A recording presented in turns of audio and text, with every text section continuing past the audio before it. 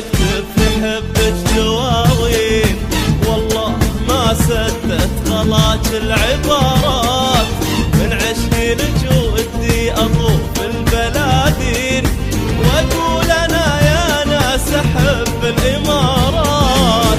يا داري لو اكتب في حبك دواوين، والله ما سدت غلاك العبارات.